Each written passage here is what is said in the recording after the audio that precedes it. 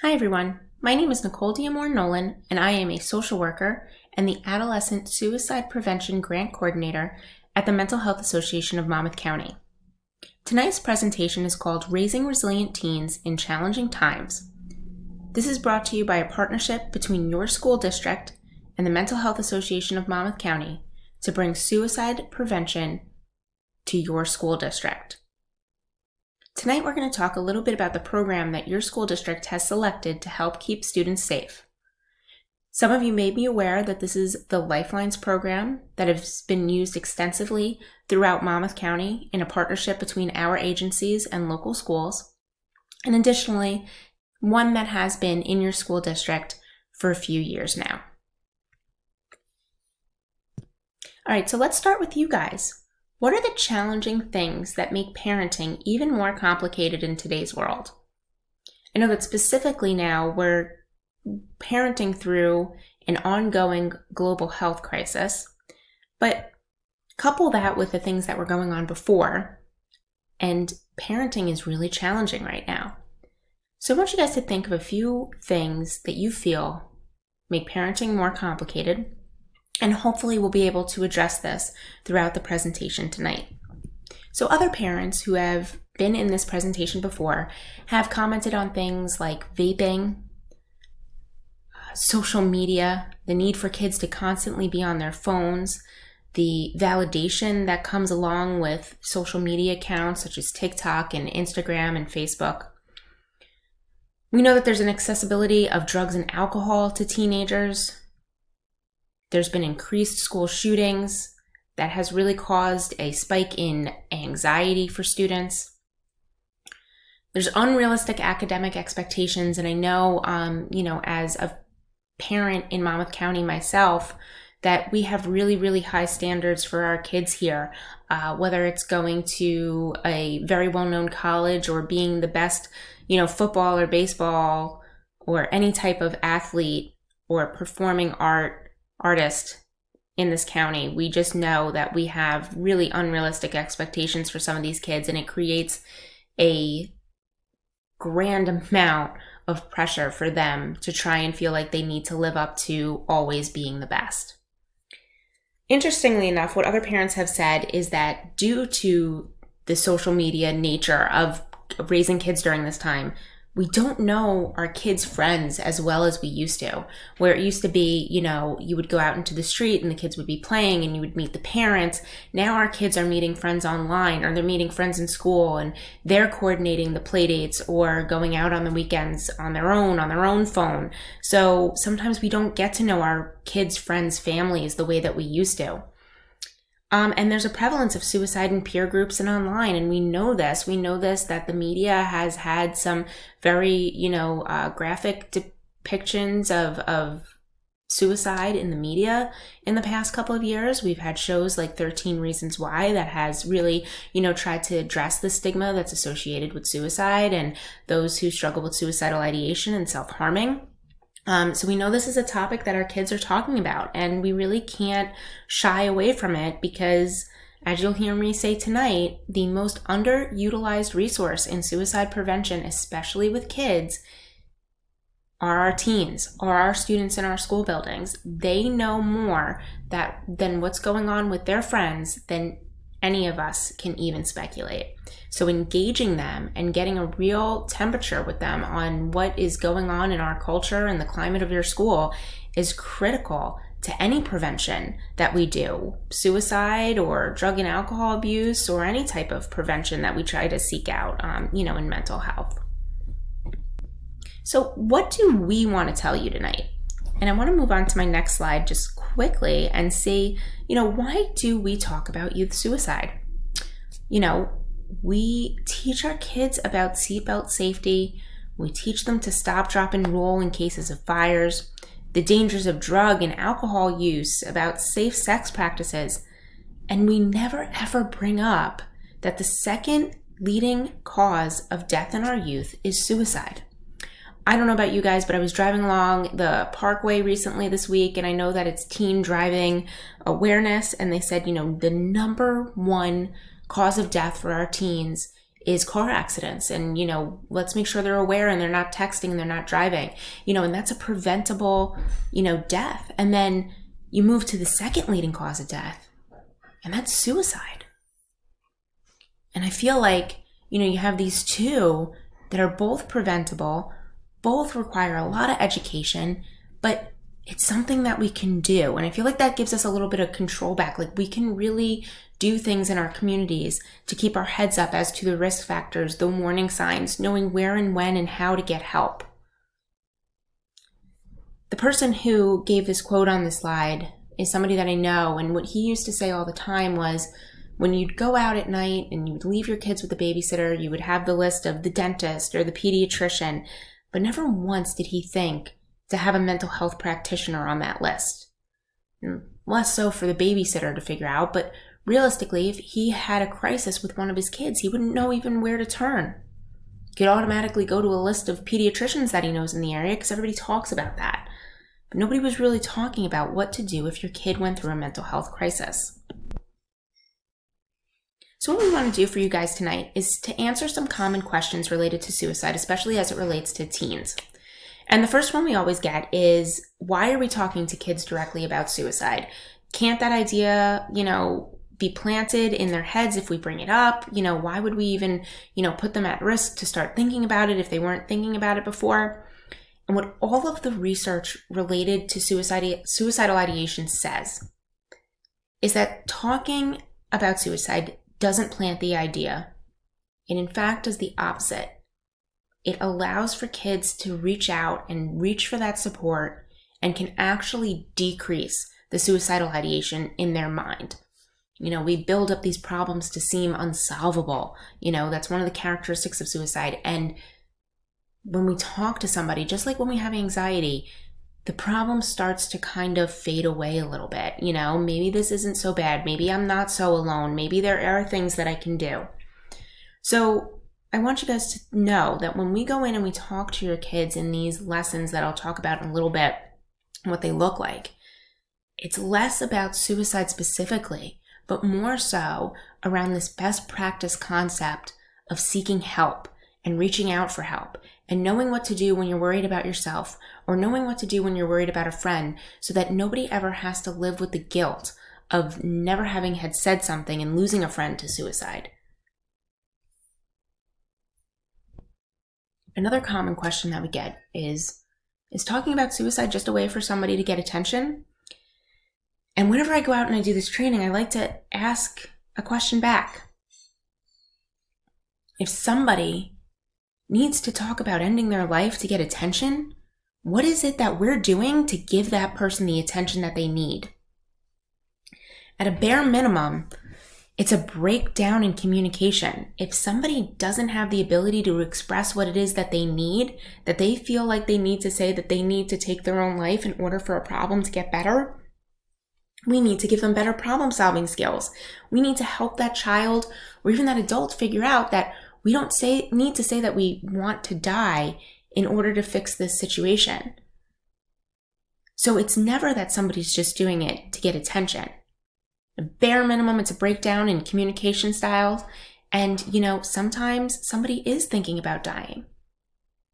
And that's why tonight we're going to talk about some of the things that you can do when somebody does bring up wanting to end their own life, and how you can get them the help and that they need, and what are some of the risk factors and the warning signs that go along with suicide. Another common question that we get is, don't most suicides happen without warning signs? And I'll just touch on this one briefly. The statistics that we have on those who die without warning signs are so low. And now when somebody does die by suicide, we may immediately think to ourselves, oh my goodness, this person had no warning signs. They were so happy and they were planning things about the future and they were moving on.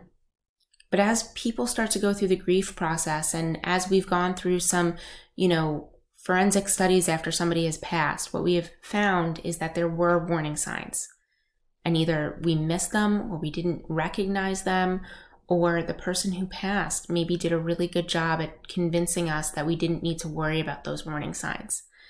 So most suicides show warning signs. And that's why prevention and education is so important to help save lives.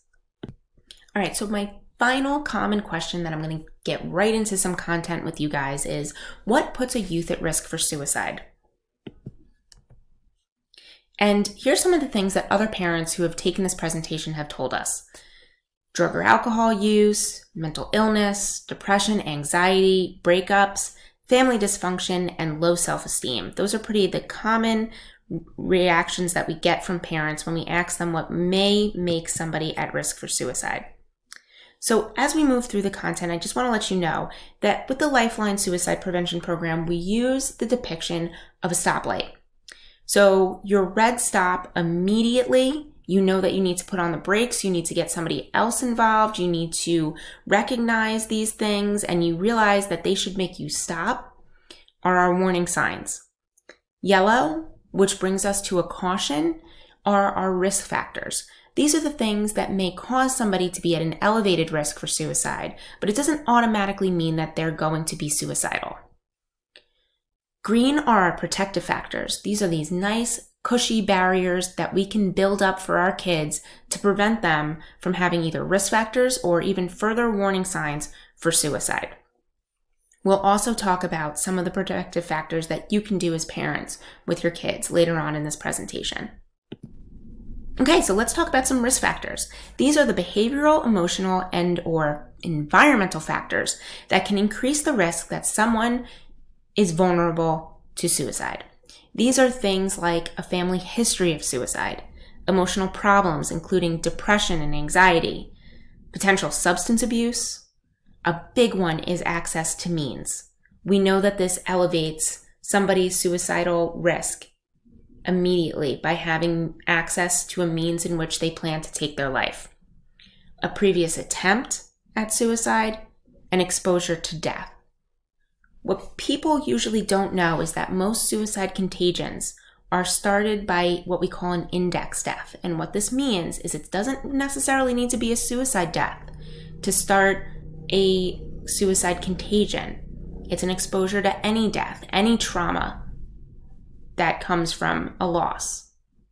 So for instance, we have a lot of situations where there will be a loss of somebody who dies maybe in a car accident, or maybe there's a drug overdose. And the feelings and the way that we respond to that death is actually what puts somebody at elevated risk for suicide. We're going to move on now to our warning signs. Remember, our traffic light tells us that we need to immediately stop and involve somebody else in the conversation. We need to reach out for help because whatever is going on with the person we are concerned about indicates that they are most likely at risk for suicide. We like to use the acronym FACTS. This stands for feelings, actions, changes, threats, and situations. So if you see any of these in a kid that you're worried about, you may want to ask them to tell you more. And I'm giving you a little indication of what we're going to talk about later, but how you could intervene with a kid that you're worried about. So you're going to have feelings, you're going to have actions, changes, threats, and situations. Situations are typically what we like to call triggering events, something that may just push somebody over the edge. So for instance, if a kid gets in trouble in school or loses a perceived goal, for instance, if they planned on joining the military or going to a specific college and something happens in their life during high school that sets them off from not really being able to do that goal anymore, there's a really big increase in a sense of loss. You have direct threats around suicide. You have changes. So if you see somebody who was always dressed well going to school and all of a sudden they're disheveled or they just don't appear themselves, that's somebody you may be concerned about. Changes in actions, somebody being super happy all the time and then going to super angry or sad.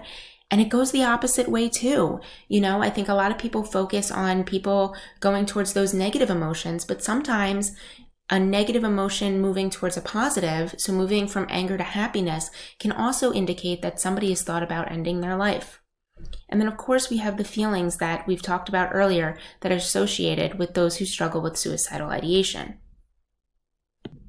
Moving on now to our protective factors. These are the personal, behavioral, or situational characteristics that contribute to resiliency and serve as a buffer against risk. I will tell you guys, what we have found from the research is the number one factor to increase adolescent resiliency is contact with just one caring adult who they feel they can trust and tell anything to. So like I said, the most important protective factor for a youth is contact with a caring adult. A sense of connection. This is why school connectedness and inclusion is so important. This is why we build this into social emotional learning and all of the resources and activities and programs we provide in a school district. A positive self-esteem and good coping skills. Knowing that they have access to care for emotional or physical problems, substance abuse. Cultural or religious beliefs that discourage suicide and promote self-preservation. So for parents, what can we do? First, and it's super important that you guys have been here tonight because you're playing an active role in what your school is able to do, but understanding your school's policies and procedures for suicide prevention, mental health referrals, social emotional learning, being able to recognize signs of trouble in your children. The number one thing I say to parents is we are the expert in our kids. Sometimes there is nobody who knows our children better than we know them. So if there's going to be somebody to recognize that there's a sign of trouble, it's going to be you. And it's going to be in a partnership with the school where our kids are spending most of their day and most of their time. Knowing what to do and where to go for resources, this speaks back to the protective factor for youth where they know that they're able to access help for mental health, for substance abuse, for physical problems. And then understanding how to respond to other at-risk youth.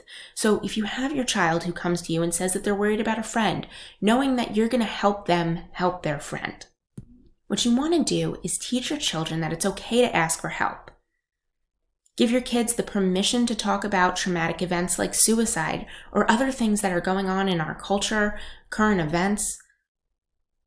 Help kids identify their trusted adults. Ask them to talk to their trusted adults. Write letters and thank that person for being that role in their life. Encouraging participation in school and community activities. I know sometimes this is really challenging, especially in adolescence. Sometimes kids want to move away from sports and activities. They want to find something different, but encouraging them to feel that sense of connectedness. Always acknowledge your child's efforts, good or bad. They're trying, they're learning. Resiliency is knowing that they can rise up from a situation and they can bounce back. Be a good listener as often as you can. And this is the hardest part, is sometimes being okay to sit with the silence. They may be telling you something that absolutely is making you panic on the inside, but the good news is that they came to you. They know they can come to you. And together, you guys can help figure out whatever problem it is that they're going through. So how can I help my child develop better coping skills? First, let's just define what resiliency is. It's the capacity to recover quickly from difficulties. It's toughness. It is not the absence of difficulties. We need to allow our children to experience adversity so that they know how to do it. And right now they have the training wheels, which is you. It's that connection with a trusted adult. Later on in life, they're not going to have that anymore. So we need to teach them the ability to spring back into that shape, to move forward so that when the training wheels come off, it comes naturally to them and they know how to deal with problems as they arise in their life. So sometimes this means letting children experience life in a way where they grow to believe they have the personal strength to overcome any obstacles. For parents, this means us allowing our kids to make mistakes and knowing that mistakes can help them learn. This is a little bit about a resilient mindset, and I just want to focus on this just for a second. The kids have an experience, whether it's a loss, a failure, a mistake, or a challenge. You ask them to feel and ask. Allow them to sit with the information, process the feelings associated with the experience, but then we adapt. We move on to solving the problem. What can I do to improve? I didn't make the team. How can I do better next year? Instead of giving up, how can I move forward? How can I let this not defeat me? What do I need to do to challenge automatic negative thoughts and the behaviors that follow them? So as parents, the steps to fostering resiliency: you can nurture a growth mindset at home, what we just spoke about. Teach responsibility and accountability by encouraging participation both in home and at school. You set boundaries and you have expectations. Teach help-seeking and decision-making that promotes self-discipline. Allow children to pick out their own paths of interest. Sometimes we do a really bad job at this as parents. We have an idea about what their life should be, what their goals should be, and the kids lose sense of their own identity when we try to solve those problems for them. Be sure to offer appropriate feedback and positive reinforcement, even when they struggle or fail. That's the critical piece, that positive reinforcement when they struggle or fail. Don't solve the problem for them, but remind them they're not alone, and that if they want to take step forwards to adapt and solve the problem, you're going to help them every step of the way, but you are not going to solve the problem for them. Help children with their mistakes. Think to yourself, what's the worst that can happen here? Challenge your own automatic negative thoughts as parents. So yes, they failed the test. What's the worst thing that happens in this case? They failed the class for the semester? Maybe not. But if you help them study, or you help do all the work for them, or you do all of these things, they don't build the skills necessary to achieve that test. They don't make the team. So you go up to the school and you complain, or you say that it wasn't fair, or that something happened. That's not empowering your kid to solve the problem. We all want what's best for them, but sometimes, again, think of that training wheel metaphor. We need to allow our purpose or our role to be that gentle support, that gentle guide as they ride down the street on their own. So I always like to include this slide because I think it's just a great graphic for us to understand the difference between a fixed mindset and a growth mindset. So when you hear your kid say something like, "I'm not good at this," flip the question back on them and ask them what are they missing? All right, so you're not so good at this. What would help you get better at it? When a kid automatically thinks I'm awesome at this, reframe that and say, I'm on the right track. How do I get even better? These are some really, really good ways that you can reframe with your kid and push them towards growth mindset, which will help them build resiliency long term. All right, so here's a great example. Your high school student doesn't have the necessary code for the online homework. They left the handout in their locker. 2 examples of what you could do. Do you take your kid back to school to get it? Or do you let them solve it on their own? Remember, ask yourself that question. What's the worst that could happen? 1, they are either unable to do their homework. Maybe this means that they're more likely to remember their handouts later on. Or do they use their own skills? They reach out to a friend, they email their teacher, they develop those independent skills to solve their own problems. Either way, forgetting this one homework is not going to be huge in the grand scheme of things, but it may teach them a super important lesson that to you would be worth it. Finally, this is a great graphic of a school that I had been in, and it basically says, stop. If you were dropping off your son's lunch, books, homework, equipment, practice gear, turn around and exit our building. Your son or your child will learn to problem solve in your absence. And this just kind of reaffirms that partnership between the school, that they're going to teach your kids to problem solve, whether it's writing, math, any type of class that they have in their school building, and that you in turn are going to also reinforce those skills at home. So what is your school district doing about suicide prevention? The Lifelines program. This is really one of the only programs that's evidence-informed and best practice, specifically designed to work within a school.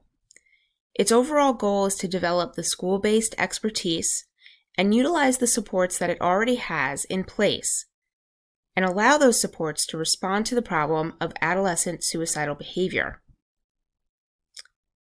There's curriculum. And when we developed the curriculum, we wanted to make sure that it was best practice. And when we say best practice, we mean that it's something that helps the population it seeks in a way that is safe and trauma-informed, and we know works. The Lifeline student curriculum follows national healthcare class standards and have instructional objectives that will help students recognize the threat of suicidal thoughts and behaviors. This allows them to take troubled peers more seriously, but also to identify these feelings in themselves. They'll know relevant facts about suicide, including warning signs, and demonstrate positive attitudes about help seeking and intervening when they are worried about a friend. As somebody who has taught this curriculum directly to students, even in instances where a school has experienced a loss by suicide, I can tell you that this is a really empowering curriculum for youth. They've shared with me how they've appreciated learning the warning signs, feeling engaged to be able to handle this problem and be able to ask somebody directly if they're thinking about wanting to die. Sometimes when I've taught this class, I've had kids in the beginning raise their hand and feel like they could share whether or not they knew they were able to ask a friend if they were thinking about wanting to die. And almost always the kids would look at me and say, that is a question that we know we are not allowed to ask. And if you remember what I said in the beginning of the training, was that students are the most underutilized resource when it comes to suicide prevention in schools. And what's so unfortunate about that is that kids are usually always the first to know when somebody's at risk or when somebody's sincerely thinking about ending their life. So by engaging them and empowering them to know when something is wrong, how to intervene in a safe way when they're worried about a friend, and more so, know how to get help for their friend and for themselves. I've had kids come back to me and say thank you for this. In schools where we have had a loss, I've had kids come back to me and say thank you. This has helped me heal in this process. These are things that I could have done. These are things that I will continue to do for the rest of my life, having experienced what I've experienced. The most important part is that we're building on resiliency in this curriculum. And the whole thing is built around this idea of trusted adults. And if you remember back to what I said about those protective factors, is the number one for reducing risk and building resiliency is connecting a kid with at least one trusted adult. And that is what this curriculum intends to do. It empowers the trusted adults in the building to take a step forward and really be visible to the kids in the community. And then it also shows the kids that these are the people in their school building and even a step further in their community who care about them. And if anything was to go wrong, here's a person that they could directly go to.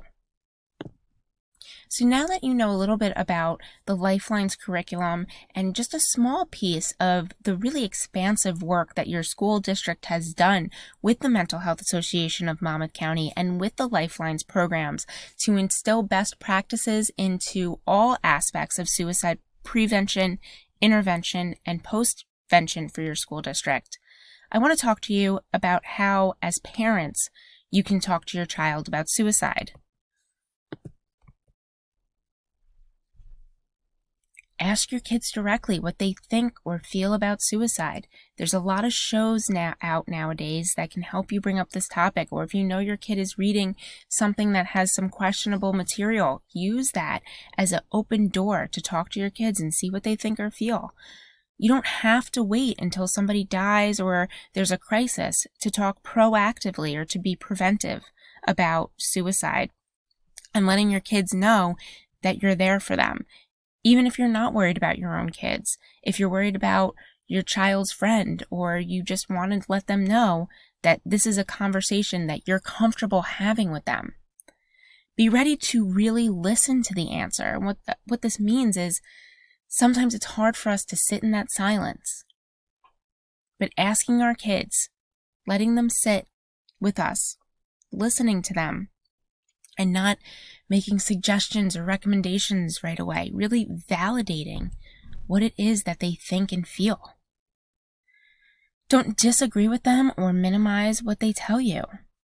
And if you hear anything that concerns you, use the 3 magic words, tell me more. So somebody tells you that I have a friend who thinks about suicide. You might not know what to say in that instance, but what you can say is tell me more. That will give you more information about what is going on. Your child will feel validated that you're not immediately trying to solve the problem, because this is a problem that not many people know how to figure out.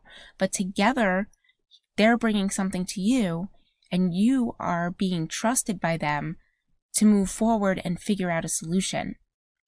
Tell me more gives you that moment to come up for a little bit of air and say, okay, my kid has just told me something really important and really something that may cause you your own anxiety. Let me take a minute to listen, to come up with a plan. That plan may be that you need to take action immediately. And when you need to take action immediately, here's how you access help for your child. The Monmouth Medical Family Crisis Clinicians are out of Monmouth Medical in West Long Branch. And basically what you can do by calling this number, if you were worried about your child and you wanted immediate suicide risk assessment, you would call them. And what they would be able to do is send somebody to your house or to your school and do the assessment there in a least restrictive environment instead of having to bring your child to the psychiatric emergency room. It's a lot less traumatic to go about it this way. So this is a really great number to have just in case. It's immediate. If they can't come to your house, they'll give you recommendations for coming into the hospital. They'll get you set up over the phone so that you don't have to sit and you don't have to wait. And it's just an absolute resource to have, especially if you know that the school is involved and you may have to have a referral at some point, or you just know where to go if you're ever in a mental health crisis with your child. Perform Care, this is Children's Mobile Response in CMO. CMO stands for Case Management Organization. Just is basically a way that you can get some services from the state for people to be able to come out to your home. I know that COVID right now is a little tricky with having people in and out of your house. A lot of them are able to function virtually, but also still come into your house in a safe way. I know that there are some people who do prefer in-person things, so Children's Mobile Response is a really great resource. And maybe you're not in a full-blown mental health crisis where you're thinking about suicide, but you want some resources, maybe a short-term therapist to come to your home and work with your child on anxiety, or maybe some life changes, or just adjusting to the environment that our world is in right now. Children's Mobile is a great, great resource to be able to do that. The Family Crisis Intervention Unit is actually out of the Mental Health Association of Monmouth County. Basically what they do is they do a lot of parent-child conflict. Again, they have a family crisis coordinator that will come to your house. That person will, case manage for you a little bit, get you some resources, see if they can help with the parent-child conflict. If it's determined that the kid needs more one-on-one services, they are able to provide an additional element, which is a wraparound therapist. They can come out additionally during the week as well. So the first number there, is just to get them when they're in the office. And then they do have a 24-hour, 7-day-a-week hotline, which is that 7645 number. So if you were in some type of crisis with your child and it didn't necessarily meet the criteria for hospitalization, you could reach out to them and they could help you navigate, what resources are available. Always check with your school. They have great referrals for private practitioners if you're not comfortable going any of these routes as well. They know people in your community that may be under your insurance plan, or just people who have a partnership, kind of in this movement to help create safe environments for our kids. So these are all great resources if you are concerned about your child, or if maybe a friend of yours reaches out and they're concerned about their own child. So what's the bottom line here? We're all becoming partners in prevention. The Lifelines model really promotes what we call a competent, caring school community, where everyone has a role to play in suicide prevention. And just by being here tonight as a parent who is involved and caring about this issue, you have now become a partner with your school district, and you can reinforce the same things that they're doing in the school outside in the community and with other parents. Remember that you can be an advocate. You can really champion for suicide prevention. You now know the warning signs. You know the resources. You know the referrals. You know how to contact the school if you're concerned. Become educated about youth suicides, especially in your area. The Mental Health Association of Monmouth County does a really great job at promoting a lot of suicide prevention resources and providing some of those in our community. Additionally, I can let you guys know that the Society for the Prevention of Teen Suicide is based right in Freehold. They have a great number of trainings and resources for parents on their website. I would tell you to definitely go check that out if you want to become more educated about youth suicide and what you can do as an adult in your community. Remember to be alert to what's going on with teens in your community. Be nosy. Ask your kids about rumor or gossip. Monitor the internet. Monitor behavior, especially alcohol use. Know your resources. We just went over them. Make sure you know them and be ready to have a resource if you should need one. If your child needs mental health services, be an educated consumer. I say this to parents and to kids all the time. When you go to see a therapist for the first time, your child should be interviewing that person for a job. Not every mental health service provider is going to be a fit just because they worked for somebody else that you know. So be an educated consumer. Look up people. Ask your kids what it is that they want in a therapist. And try to find that person. Tell your kids, when we get back in the car after that intake or that first meeting, you're going to tell me what you thought about them. And if you don't like them, we don't have to go back. Really empower your kids to take the lead on their own mental wellness, and they won't feel pressured or forced or any type of thing that may be detrimental to seeking out mental health services. So again, be that educated consumer and teach your kid to be an educated consumer as well. If you do have concerns, stay concerned, follow up, continue to follow up. If your kid has told you something that you're concerned about and you guys have talked about it, don't let it hang out there. Say, hey, a couple of days ago, this is something that we talked about. How's it going? Or if it's something where you both needed to take action, make sure that you guys are taking care of each other during that time. Remember, the challenging part we play in our child's life, and it's not always easy. It's not always easy to be a parent, especially now with everything that's going on. Remember to allow your child to experience loss, adversity, and failure, and that you play a critical role in modeling resiliency. If your child does need help, remember to listen first and solve second. Use those 3 words, tell me more. And if you're worried about your child, reach out for help.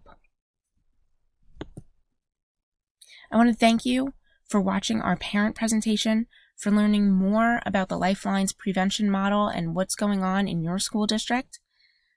The Mental Health Association of Monmouth County is so grateful for the partnerships that we have with our schools here in Monmouth County to allow us to come into their schools and provide these services and to work together to help save lives.